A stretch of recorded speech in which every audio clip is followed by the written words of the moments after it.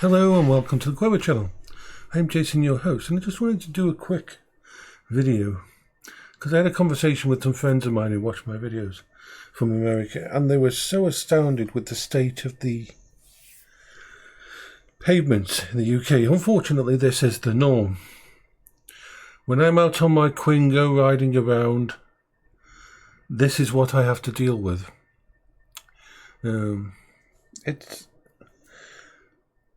For me, it's not too bad. The Quingo and the Revo are both built to go over this kind of stuff. The suspension on the Revo is better for a softer journey than the Quingo, but they both can handle these kind of things. And you've also got to remember that when I'm going along using the DJI camera, the DJI camera version 4 has amazing image stabilization, so all the shakes and bangs that I get, you see very little of that. So this is the first little bit here. So you can see that you don't see much. You can see it going to the side, but you don't see much of it. But I'm going to show you some of the worst kind. This one, because we talked about it yesterday, me and my friends did, so let me just pause this for a sec. Now, this is terrifying. You can just see that there. But let me try to alter this picture a bit. Give me a sec. I've increased the size and I've centered on that. Now that is not an optical illusion. That is the angle of the pavement. Now when I go over that on the Quingo, it's going to tilt me in the direction of the wall. And I have to be, I'm very used to this. I'm very careful. I can't go too close to the actual stump because that would tip it too far. And I can't go too close to the wall because then I would scrape against the wall. I usually end up kind of just the canopy scraping against it. But yeah, have a watch of this.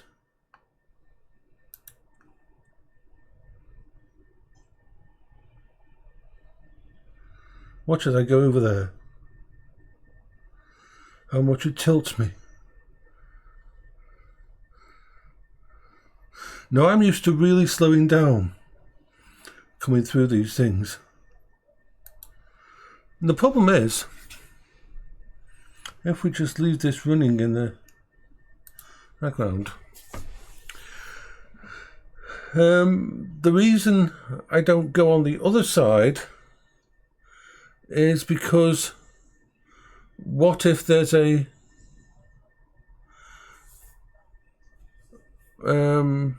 car in the way on the pavement next to a actual tree? Or even worse, if people have left their bin out, it's very much the same on the other side, up against a tree. It could make it so I have to turn back and reverse all the way back. Because this road's too fast. I can go on the road, but first of all I've got to get down quite a big curb, and then I'd have to get onto it. And the road's quite calm here as we're going through. As you can see, this isn't the worst of what I have to deal with. Imagine what it's like for... Look at this Amazon Prime. Now thankfully he left enough room here, but only just. What if there had been someone had left their bin out there? I would have been stuck. Because I can't get off my mobility scooter and just move something out of the way, because I can have problems if I leave my mobility scooter. So yeah, there is a lot of roads in the UK like this, unfortunately. In fact, it seems to be that there's more potholes on the actual road, on the pavement, than there is on the road.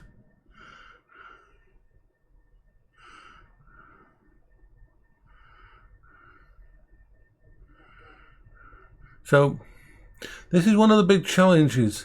It's like coming around this corner and instantly I'm going to hit like a rise there.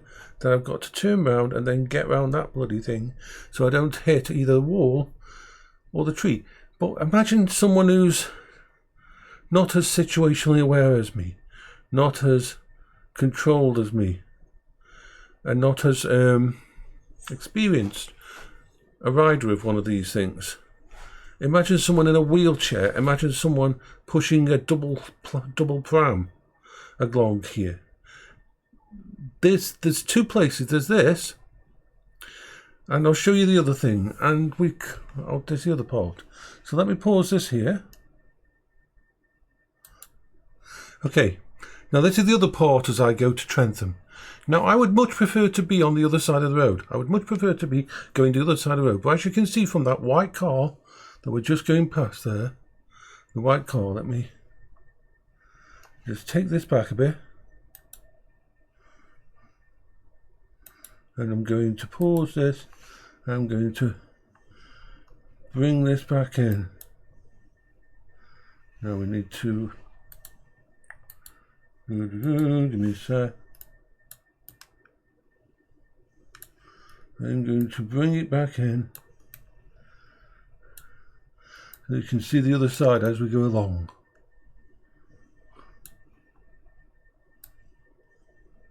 There.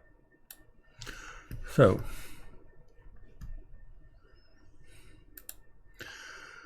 as you can see, on the other side of that road, that first white car, there's no way that I can get past that on the scooter. I would have to go onto the road. The curbs are really high here. I could get on the road to get past that one, but I am crossing towards oncoming traffic. Look how fast those traffic is coming. It would be deadly. Now all of these houses have driveways, but every single time I've ever come along here, 3 or 4 cars are parked on the pavement, and no mobility scooter, no wheelchair, no pushchair is going to be able to go past them. The road on the opposite side is a lot better condition. A lot better condition than this road. If we just go past this bit. Look, here. Here we go again, here. The drives are empty. These could pull into drives. Because this pavement that's coming up here starts to get quite bad, as you can tell. And quite shaky. When you're getting this much shaking on this camera, and you can see the shaking of my entire vehicle, even though the camera is static, my entire vehicle is shaking because of the thingy. These vans and everything on the other side of the thingy make my life when I go out hell. It's one of the worst things that happens. Look, there's space in that driveway there. There's space in that driveway for that red car, but instead they park on the side there, and there's absolutely no way that I could go that way without putting my life in danger. It's a pity because the pavement on that side is a lot better than the pavement on this side. Pavement on this side is quite rough and that. It doesn't look it, but you'll see in a bit when we come up to an extra area here. These ones here. In fact, I use this bit here because there's a lot of roots underneath the ground, and where I go past it up to there. And the steepness of the incline on the thing is quite bad here as well. So that is one of the biggest challenges when I go out in the mobile scooter.